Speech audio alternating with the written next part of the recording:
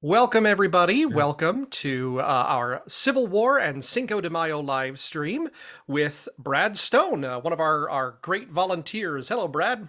Hi there. And for you viewers out there, I have not changed my name to Teresa. I'm borrowing my wife's laptop.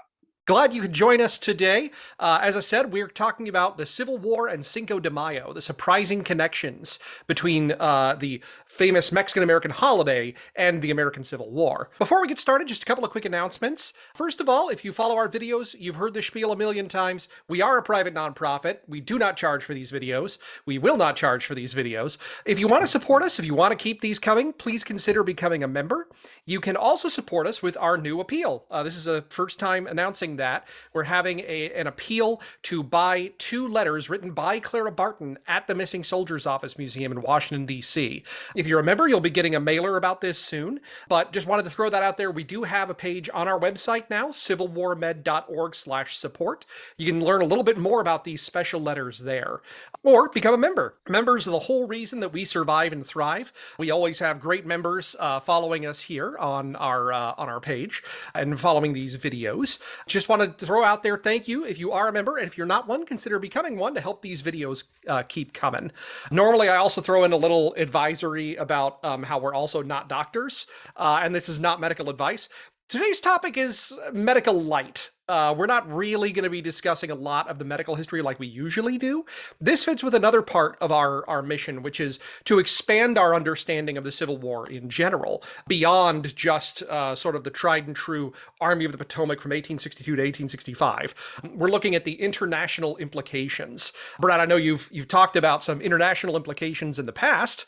We're going to be starting your presentation here in just a moment. Is there anything you want to say before we get underway? No, I think you hit on a very important aspect of the museum that although it is largely dedicated to medical issues during the Civil War, they inevitably touch with other issues that affect us today. And one of those is the international implications of the Civil War. Yeah, we're going to be doing a little more of this in the future too, looking at some other unexpected international implications.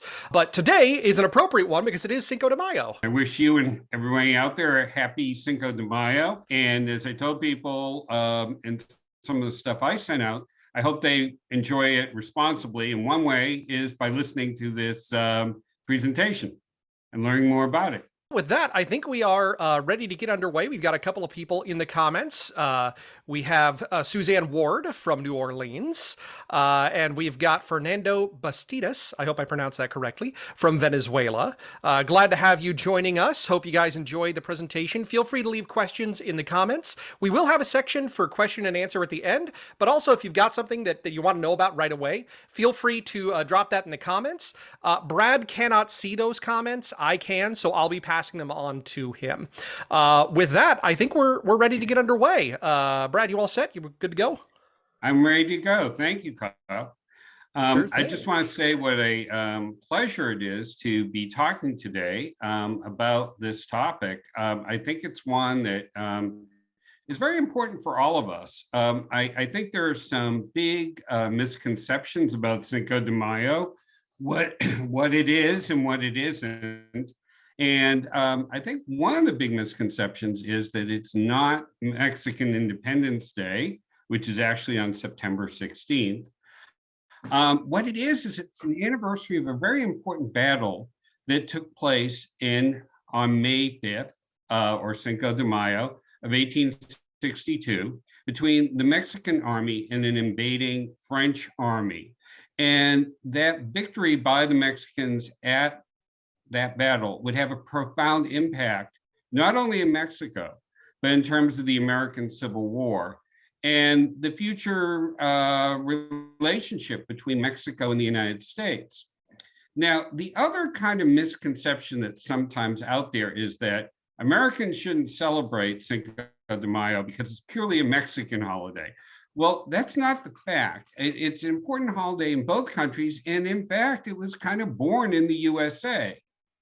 And we'll talk a little bit more about that, as we go on. But if we go to the next slide, we'll get some background in terms of the whole background of this story. And the background is, okay, well, there's one slide.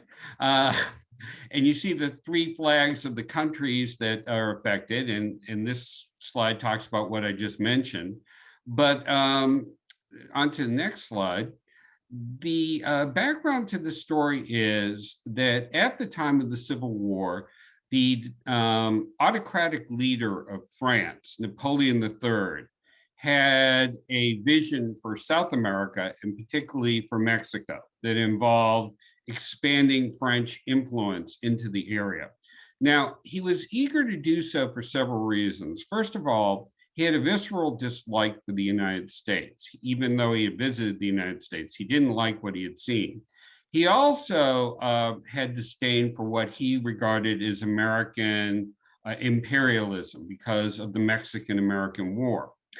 But he was a bit hypocritical in his dislike for that aspect of America because he very much was an imperialist. And one of his big visions was to create a French-dominated region of the Western Hemisphere, something that he believed would counteract Anglo-Saxon hegemony throughout the world.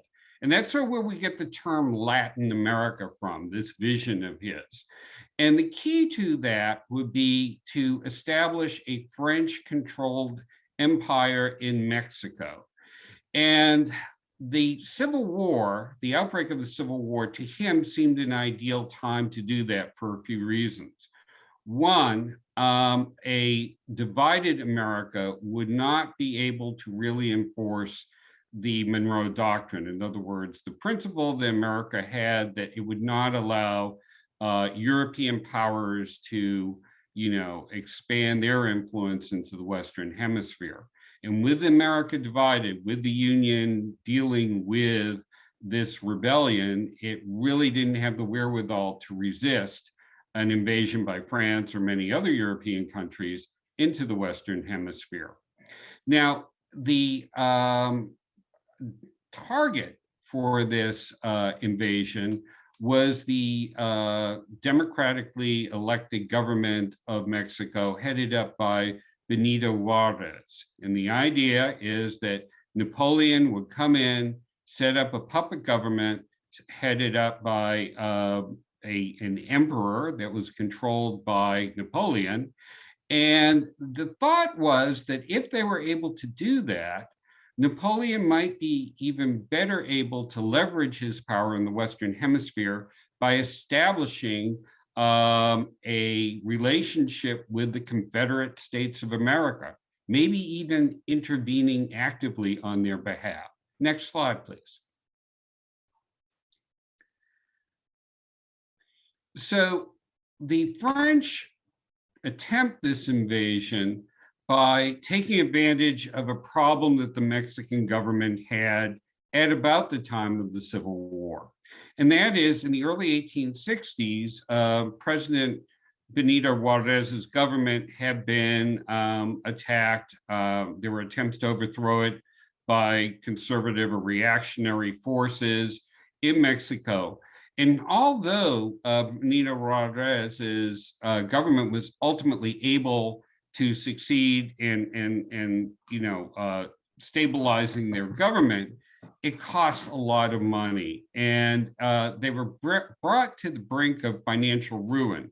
And in order to forestall that, in 1861, July of 1861, Juárez's government declares a suspension on debts owed to foreign nations. Well, that becomes a problem because some of those major creditors are Britain, Spain, and France. So they all dispatch warships and a few troops to Mexico in January of 1862 and use them to try to pressure Mexico into meeting its financial obligations.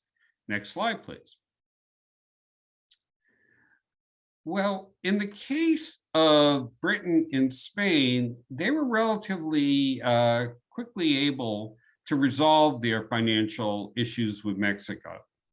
But both Britain and Spain became suspicious of what France's true motives were, because France was not able to come to a quick resolution, and nor did it seem to want to come to a quick resolution with Mexico. Instead, they gave more and more strident and outrageous demands with Mexico. And at the same time, they were landing more and more troops in Veracruz. By March of 1862, in fact, they had landed an additional 4,000 troops in Veracruz, far beyond what the other European powers had. So at this point, Britain and France realized that France's motive was really to invade Mexico. They broke off all ties with France's in terms of this matter, and they left Mexico. But France remained, and by that time had over 6,000 troops. They were under the command of General Charles Latreille, Comte de Lorraine, and he began from that point his campaign to take over Mexico and unseat the Juárez government. Next slide, please.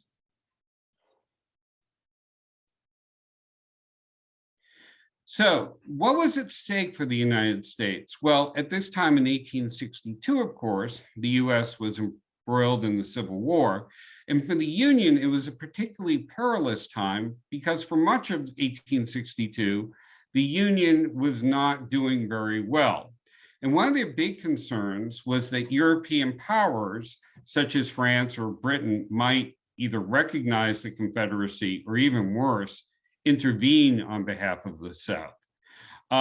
Lincoln's government was very much concerned that France's invasion of Mexico would possibly lead to a French Confederate alliance.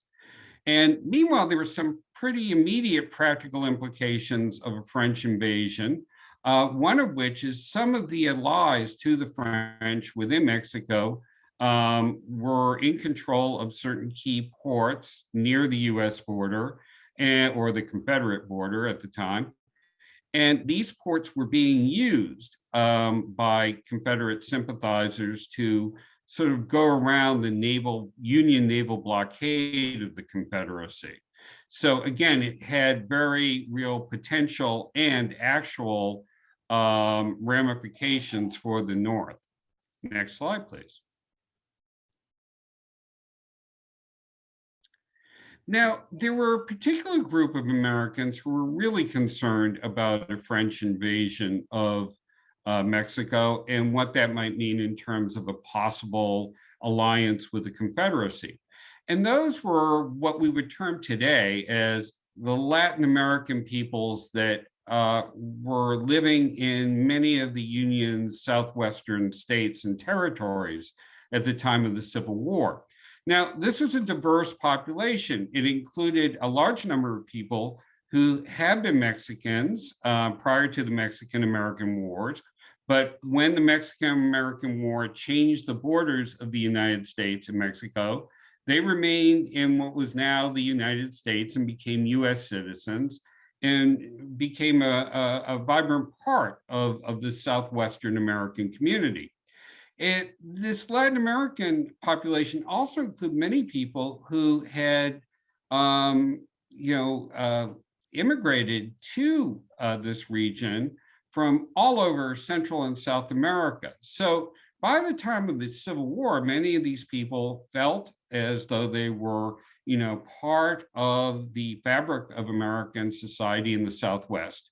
Many of them came from multiracial backgrounds, and all of them deeply feared and resented the specter of what a French invasion might bring to Mexico and what the danger might be in terms of a French and Confederate alliance. They thought it might bring on autocratic rule, racial segregation, and maybe the institution of slavery into their area of the United States. So the struggle that was going on between the Union and the Confederacy and between the Mexicans and the invading French was deeply, deeply felt by the Latin Americans in the southwest portion of the United States. Next slide, please. So Lincoln was very concerned as well about the outcome in Mexico. So he, from the outset of the Civil War, did everything he could to aid the Mexican government. And I think his bond with the Mexican government went beyond sort of the concerns about the impact of the invasion on the Civil War. I think it had to do with a real ideological connection between Lincoln and Juárez.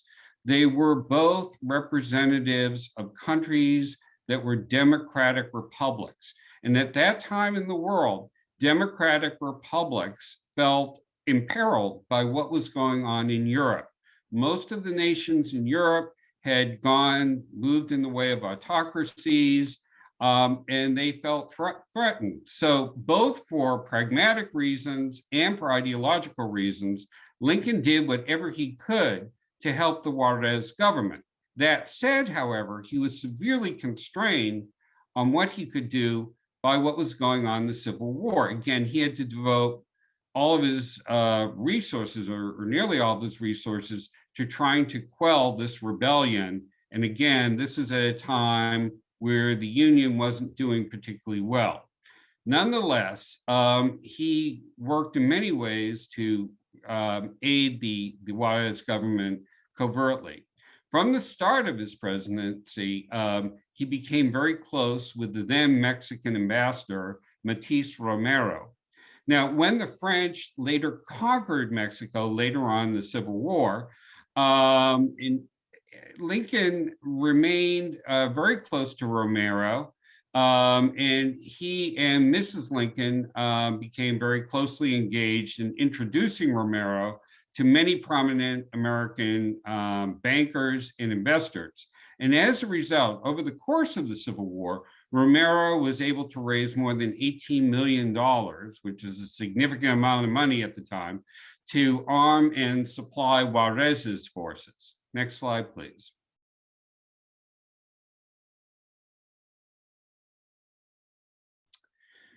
Now, going back to the French, okay, what was their plan? Well, their plan was to invade Mexico rather directly by taking control of the capital, which is Mexico City. So their general, Lorentz, was an aristocrat. He was a decorated veteran of the Algerian and Crimean Wars, and he was newly commissioned as a major general. He was at the head of a 6,500-man French invasion force. And at the advice of French diplomats that were in Mexico, he decided to follow the time-honored route of invaders of Mexico, which was to go from Veracruz almost directly to Mexico City. This had been used by the Spanish conquistador Hernán Cortés, and later during the Mexican-American War by General Winfield Scott. So Lorentz, took his force and headed toward Mexico City. But one of the major stops on the way to Mexico City is a key city by the name of Puebla. And he had to go through Puebla to get to Mexico City. Now, he has a very strong force in order to do this, including a unit of what were known as Zouaves. These were some of the finest troops in the French army. Indeed, they were considered to be one of the best soldiers in the whole world. Next slide, please.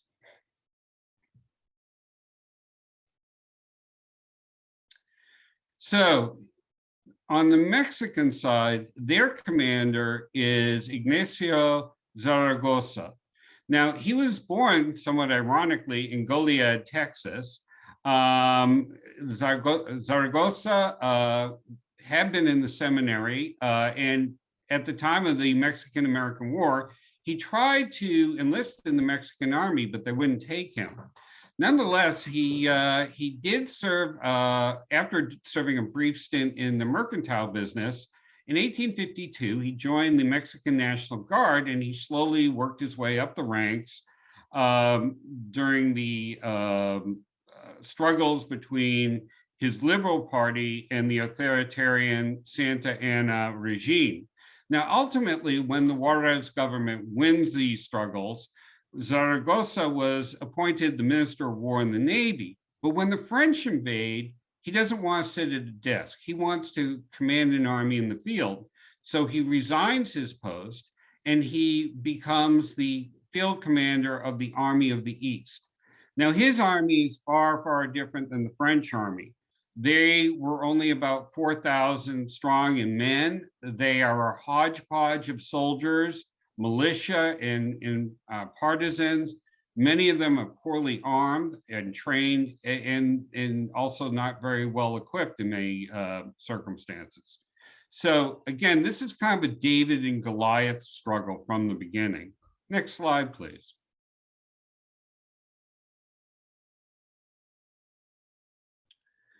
So the French start out, and all seems to go well when they embark for Puebla on April 27th. They do anticipate some guerrilla resistance, but they don't really encounter any until they come to a crucial pass in the mountains called the Caltazino Pass.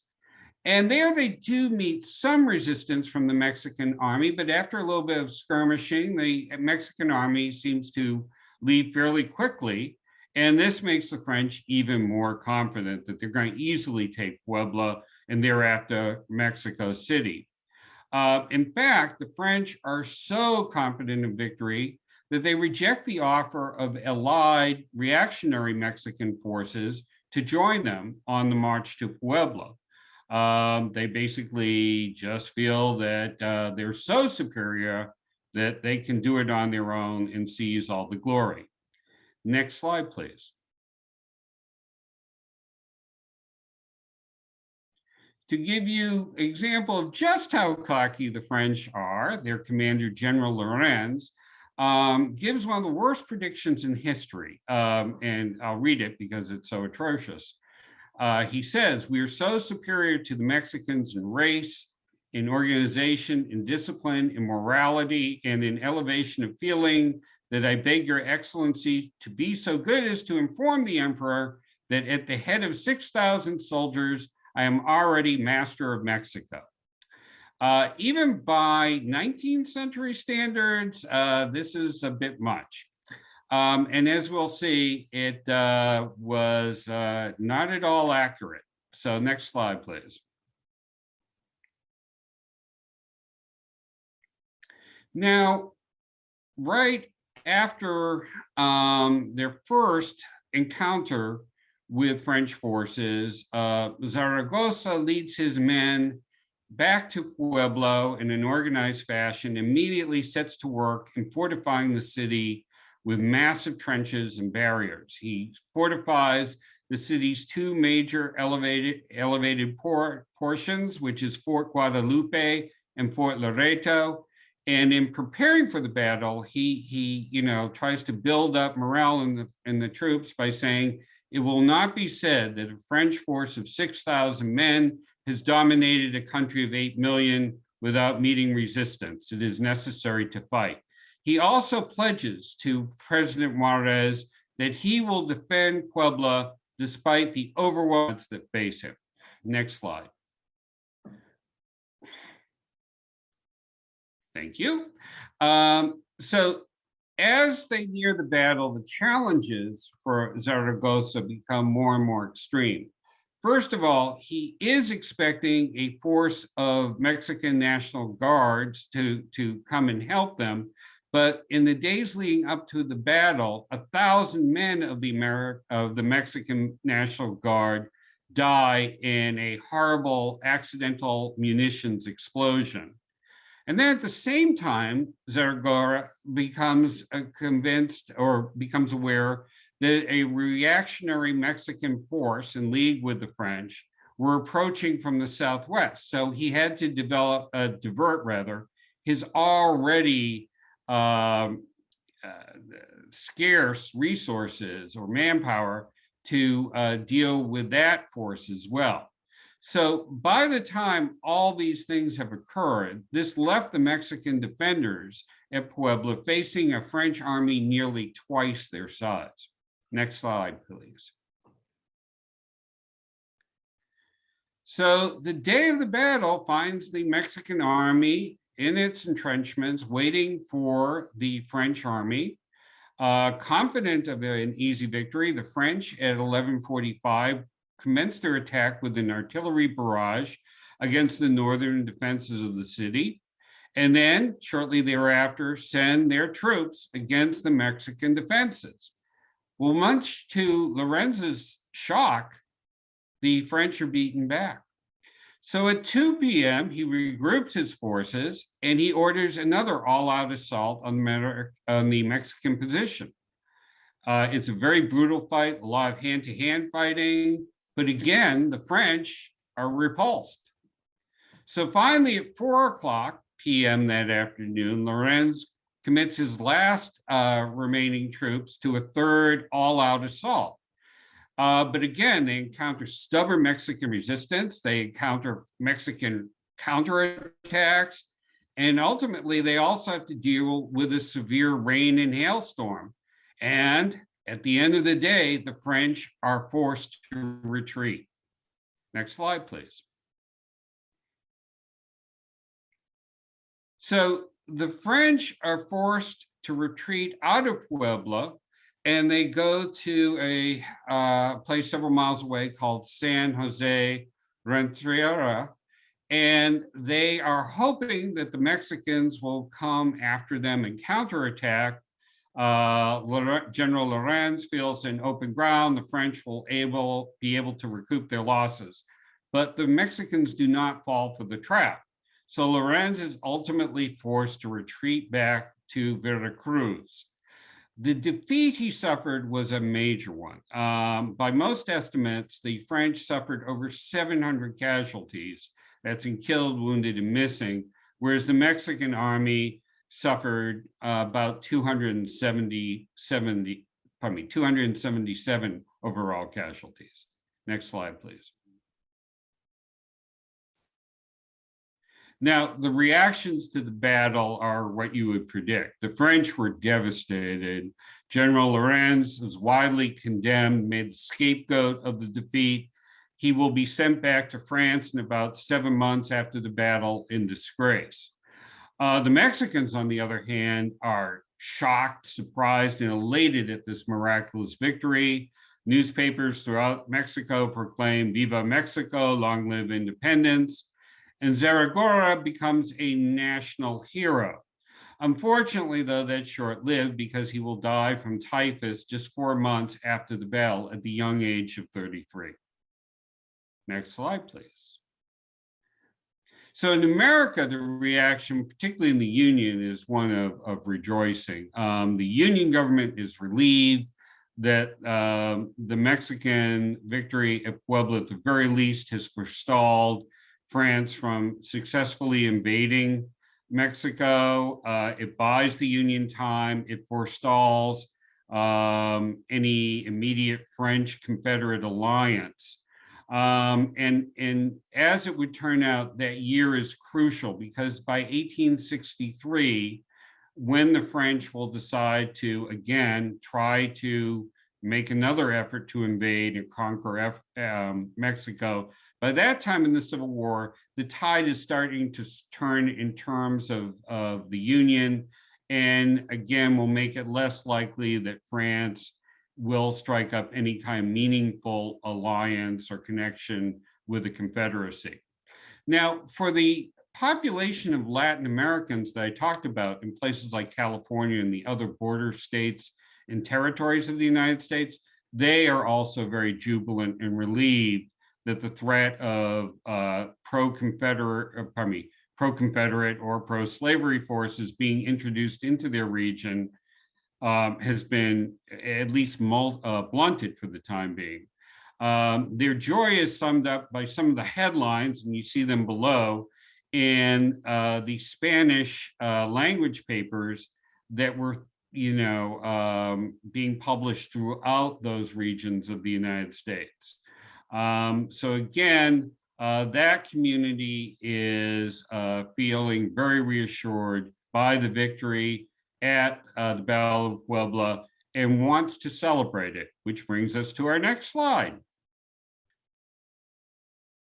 And that is the origin of a new celebration and a new holiday in America. The first documented commemoration of Cinco de Mayo, as I mentioned before, was within the mining community of Columbia, California, among Mexican American miners. And they have a kind of celebration where they're firing off rifles, fireworks, they're singing patriotic songs, they make speeches, and they commemorate this glorious victory. Now, other parts of the Latin American community throughout California in particular respond to efforts by Spanish language newspapers to commemorate the victory by making a magnificent ceremonial sword to present to General Zaragoza. And they raise money among the Latin American community and do create this magnificent sword. Unfortunately, Zaragoza dies before the sword was finished, but nonetheless, the Latin American community in the United States presents it to the Juárez government in memory of the general. This fundraising activity and celebratory activity in the wake of Cinco de Mayo's victory will lead to widespread growth of what are known as junta patriarchas, and forgive me if my pronunciation is wrong. But anyway, these are influential Latin American patriotic community groups that developed throughout California in particular. These groups bring increased community awareness and activity on behalf of pro-Juárez and union causes, as well as other important social issues. Next slide, please. Now, unfortunately, even though the Battle of Puebla is a decisive defeat for the French, nevertheless, Napoleon III is still determined to eventually conquer Mexico. So although his plans are delayed by a year, in October of 1863, he dispatches an additional 8,000 troops to Mexico. They're augmented by reactionary Mexican forces who are allied with them. And when you total up all those forces, it creates an invasion force of about 30,000 men. So in March 1863, the French forces again set out to attack Mexico City. And in order to do that, again, they have to go through Puebla. Again, they are confident that they can easily conquer Puebla, but once more, they meet stiff Mexican opposition. And it's a very long and brutal battle. Next slide, please. So the reaction in the Latin American community to the Second Battle of Puebla is very intense. It is occurring around the time of the first anniversary of the battle. And so it causes a lot of the Latin American community to again celebrate the first Battle of Puebla. And these celebrations become even more intense as news reports start to trickle in that the Mexicans will win the Second Battle of Puebla as well. So it creates more enthusiasm, more passion. Many of the celebrations for Cinco de Mayo are far more formal than the initial ones. They're often sponsored by the local juntas and by the Spanish language newspapers throughout California. Increasingly, Cinco de Mayo becomes sort of a touchstone event for celebrating the solidarity of pro-Union and pro-Juarez forces within not only the Latin American community, but even parts of the Anglo-American community in the American Southwest. Next slide, please. Now, unfortunately, despite a heroic defense, the Mexican defenders of Puebla in the Second Battle are ultimately forced to surrender because they lack reinforcements, they lack supplies, and so on May the 16th, 1863, they do surrender. Shortly thereafter, the French forces are able to advance on Mexico City, and by June of 1863, the Juarez government is forced to leave the city, and the French army captures Mexico City and therefore controls most of Mexico. And at this point, Napoleon III persuades Austrian Archduke Maximilian and his wife, who will later be known as Carlotta, to become the Emperor and Empress of Mexico and assume what becomes known as the Cactus Throne. Next slide, please.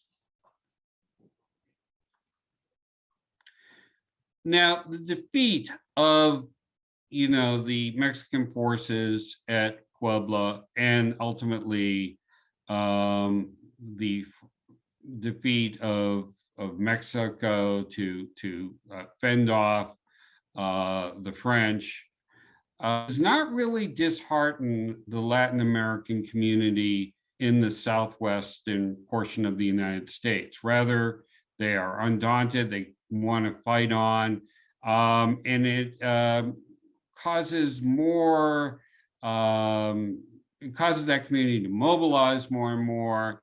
Again, it's Spanish language newspapers, juntas, and other key elements of the Latin American community who become more and more fervent to try to help Juarez and his forces in unseating the French invaders and also in aiding the Union cause in the American Civil War.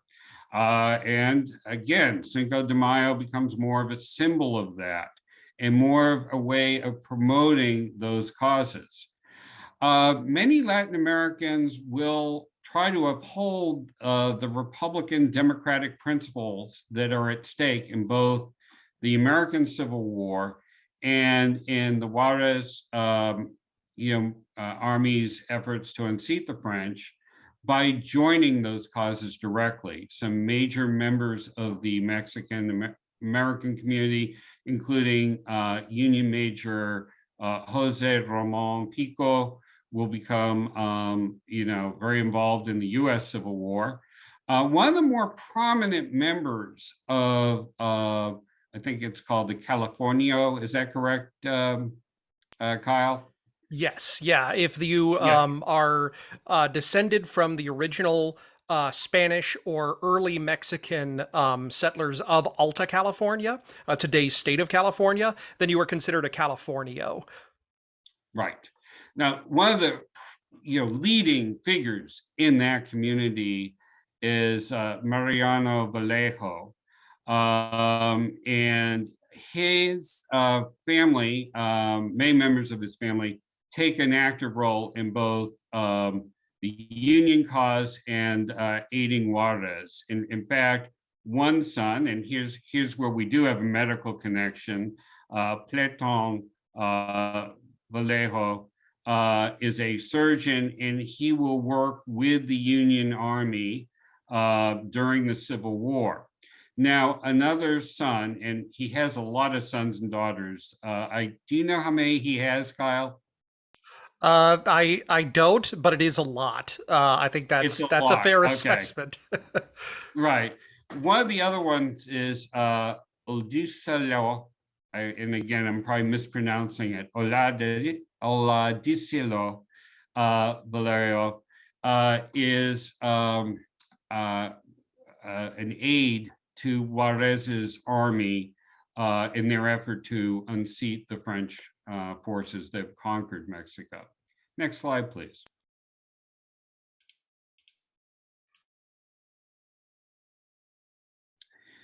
Now, unfortunately for Maximilian and Carlotta, their reign as emperor and empress of Mexico is a short and rather fatal one. They traveled to Mexico. They had never been there before. On April 1864, and they are installed as emperor and empress.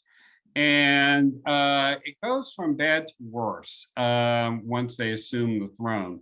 The Juárez government that had been, removed by the French never recognizes the legitimacy of their empire and continues to wage a increasingly effective insurgency campaign against the French-backed government. Maximilian sees himself as an enlightened leader of Mexico, but he loses credibility among almost all aspects of Mexican society. To begin with, most Mexicans see him as an invader, but even those reactionary forces who initially backed his empire grow hostile to him as time goes on. His government was recognized by a few foreign governments, but not by many. So it's very wobbly from the outset. Next slide, please.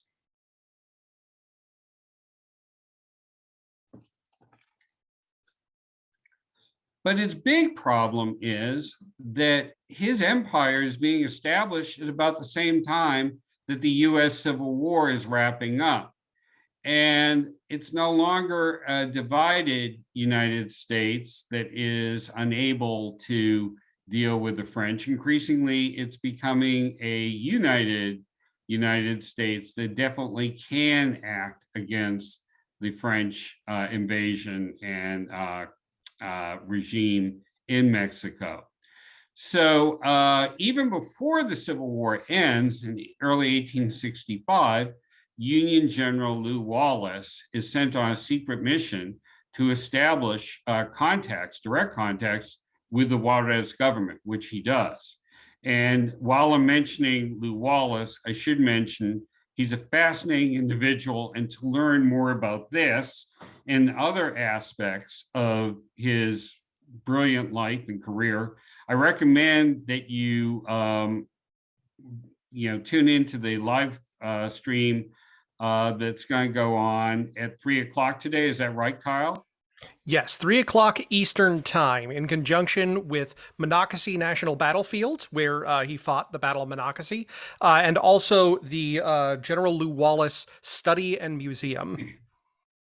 And that's going to be given by one of the foremost authorities on him, Gil Stevens. So I recommend that if you're interested in learning more about Lew Wallace, that you tune in for that later today. But Wallace's efforts to raise arm and support for Juárez government dovetails with that of now Secretary of War after the Civil War ends, Ulysses S. Grant. And Grant is becoming increasingly aggressive in measures to try to drive the French out of Mexico. One of the things he does is he dispatches a large force, army force, under the command of General Phil Sheridan to the Mexican-American border. And he instructs Phil Sheridan to bring lots of supplies, including arms, to the border with him, and to leave those large amounts of weapons and supplies unguarded and unattended at the border. The idea is that they will be picked up by Juárez's forces, which they are, and used in their struggle against the French. The US State Department at the same time is also putting a lot of pressure on the French to get out of Mexico as quickly as possible. Next slide, please.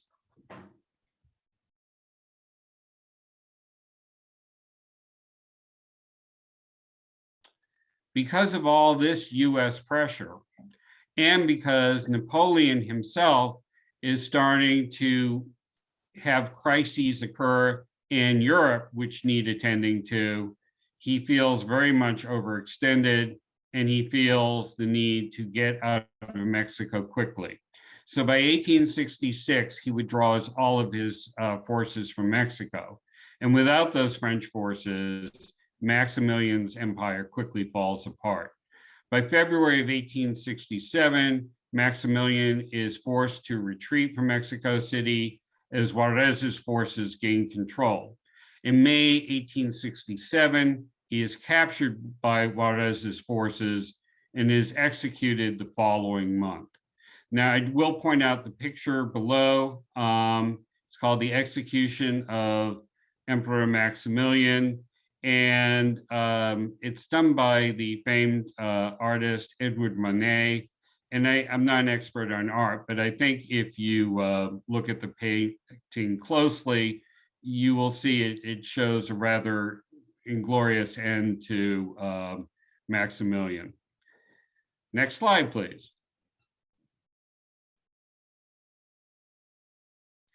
So in the years following the Civil War and following the victory of Juárez and restoring Mexico to an independent country, Cinco de Mayo still becomes more and more of an important commemoration in Latin American communities throughout the American Southwest, and it will continue to grow.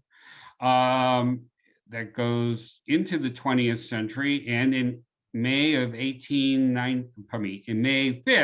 of 1901, President McKinley becomes the first American president to actually attend a Cinco de Mayo celebration while he's visiting El Paso, Texas, and he's joined by Mexican representatives as well.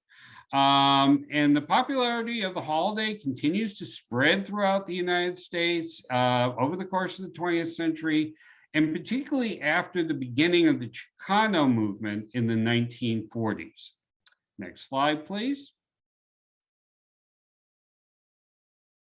And as the 20th century rolls on, it becomes more and more of an all-American tradition, particularly starting in the 1980s when the brewers of Mexican beer brands, which by that time had become very, very popular in the United States, decide to use Cinco de Mayo as a way of promoting sales. And it really worked. By 1998, the Journal of American Culture reported that there were over 120 major official Cinco de Mayo celebrations in 21 different states. And that would continue to explode throughout the United States. And by the 1990s, the White House is hosting Cinco de Mayo celebrations.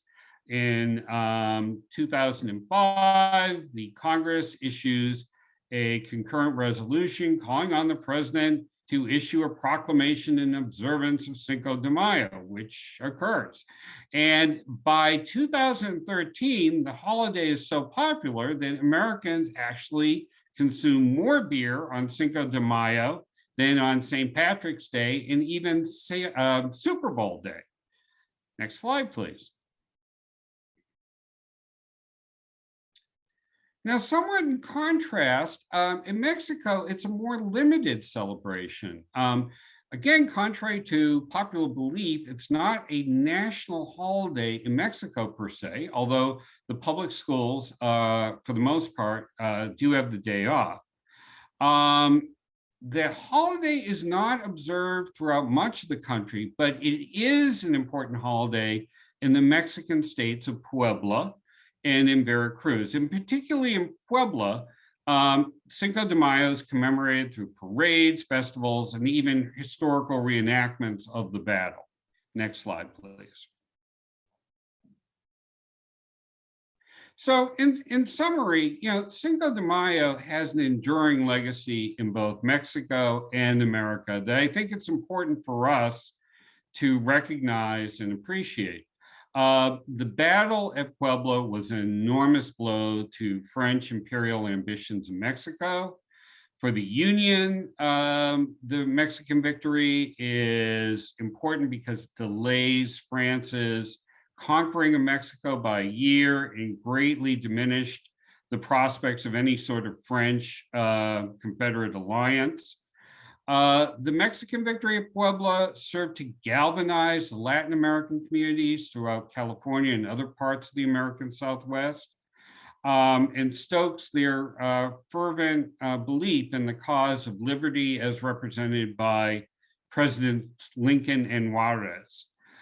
Spanish language newspapers, patriotic and civic organizations also start to bloom and use the observance of Cinco de Mayo to mark the commonalities and strength of the Latin American people in terms of being a political and cultural force in America.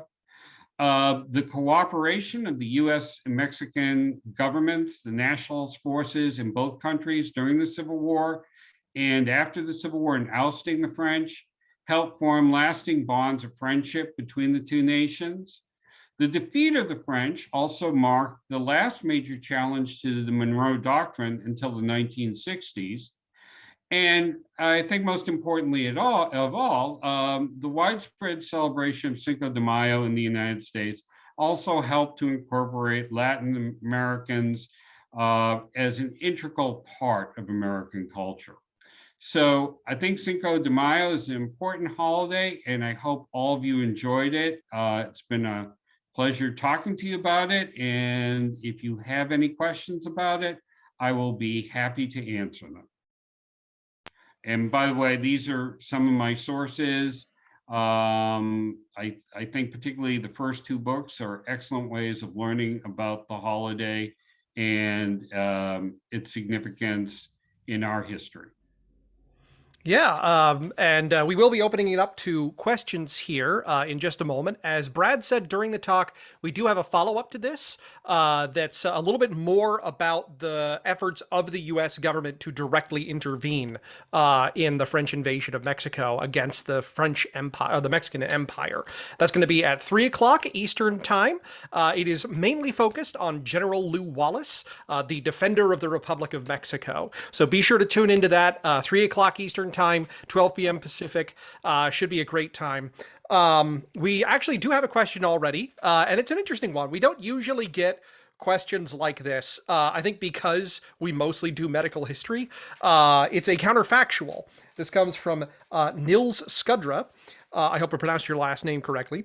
If the French had successfully subjugated Mexico, do you think they would have sent troops across the Rio Grande to help the Confederacy regain control of the Mississippi?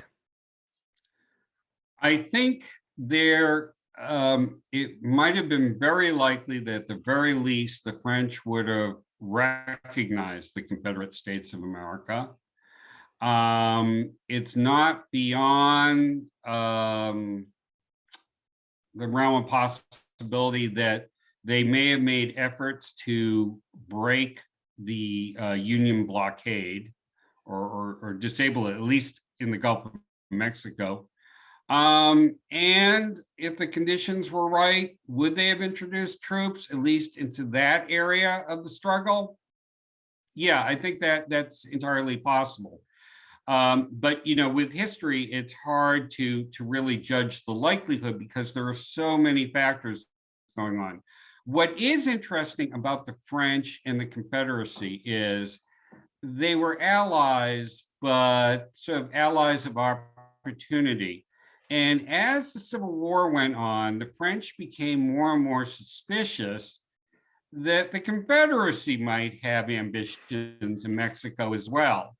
And so there was some tension there. There was a feeling that, the French looked at what caused the Civil War, and the proximate cause of the Civil War was that, Lincoln wasn't going to allow slavery to expand, into other areas.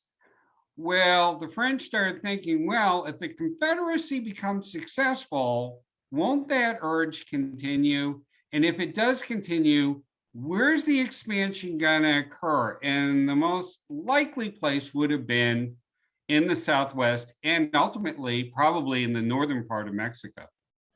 And certainly there is a precedent for that during the war itself, with the Confederate invasion of the Southwest from Texas, which Right. there's a great book about that called The Three-Cornered War that also discusses the Mexican-American and especially Native American populations of New Mexico and Arizona and what their experiences were like during the war. I can definitely recommend that. And one of the sort of footnotes to that is a sort of rogue invasion of northern Mexico by a Confederate regiment, Baylor's raid on Corralitos. And that, I think, may have scared the French government as well. Certainly, the Juaristas were very upset by that. It was after they'd kicked the French out the first time at the Battle of Puebla. But I think that also sent a message that, hey, we are willing to cross the border if we feel that it's in our interests. So I think you're right. It is counterfactual, though. I mean, you can't be wrong. You also can't be right. We don't really know what would have happened. Yeah, and the relationship between the French and the Confederates is very strange at times. I mean, there are times where the Confederates are actually kind of trying to convince the French that they are all behind this kind of Latin American vision that Napoleon III has. They said, "Oh, we're not an Anglo-Saxon culture like the Union is. We're tied in more to Latin values and stuff." I mean, it's pretty much hogwash, but they do try as much as possible to curry favor with Napoleon III, that they would be all in favor of like this pan-Latin vision of the Western Hemisphere. So. And you see a similar sort of counter urge to that by the Mexican Americans of California, by the Mexican Americans and Californios, where they are making this deliberate effort to link the struggle against the French to the struggle for the Union. One of the things I thought was most interesting in David Hayes Bautista's book on Cinco de Mayo, which you mentioned in your sources, he says that there's a Mexican American newspaper in California, a Spanish language one, that refers to supporters of the French Mexican Empire and supporters of the Confederacy by the same word, and it's Copperhead. Very familiar term to Civil War historians, and the Mexican Americans themselves are using it to link the conflicts, saying that these traitors in their mind on both sides, both those supporting the South who live in the North and those supporting the French who live in Mexico, they're basically the same people.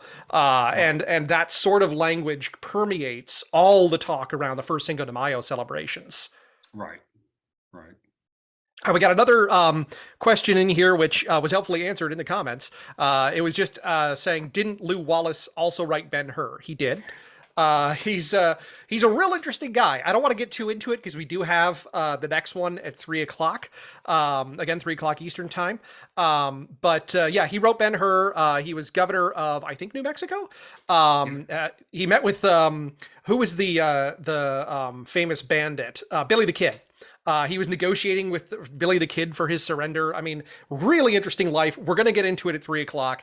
Speaking of which, we're coming up on 2 now. Thanks again, everybody, for joining us. I hope you enjoyed this presentation.